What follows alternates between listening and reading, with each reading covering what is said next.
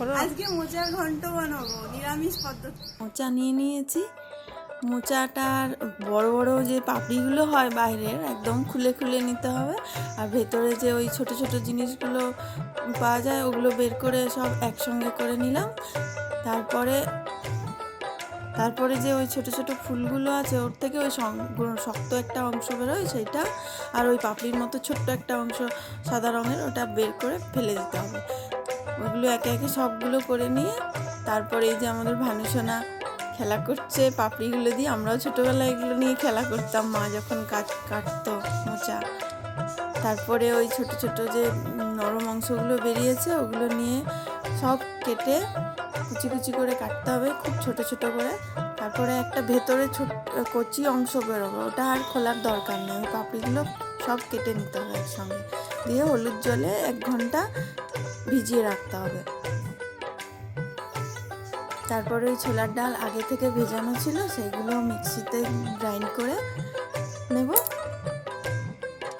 তারপর মোচাগুলো সব হলুদ আর নুন জলে একটু সিদ্ধ করে নেব, হাফ সিদ্ধ হয়ে গেলে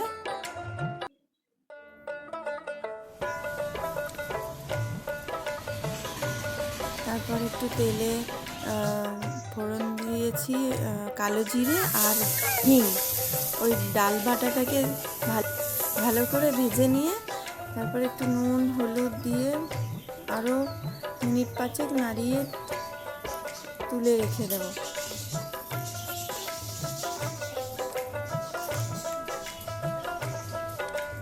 ওই কড়াইয়ে হচ্ছিল না বলে অন্য কড়াইয়ে একটা নিয়ে রেখে দিয়েছি। তারপর আমি ওই যে হাফ সিদ্ধ করা মোচাটাকে বেটে নিয়েছি। তারপর তেলের মধ্যে জিরে তেজপাতা আর শুকনো লঙ্কা দিয়ে ভালো করে নাড়িয়ে চাড়িয়ে আলুগুলো আগে ভেজে নেব, হলুদ নুন লঙ্কা দিয়ে। তারপর আদা বাটা জিরে বাটাটা দিয়ে ভালো করে নাড়িয়ে ভাজবো। তারপর মোচাটা দিয়ে দিয়েছি, মোচাটা দিয়ে ভালোভাবে নাড়িয়ে নেব। তারপর ডাল ভাজাটা দিয়ে দেব, ভালো করে নাড়িয়ে মিশিয়ে নেব।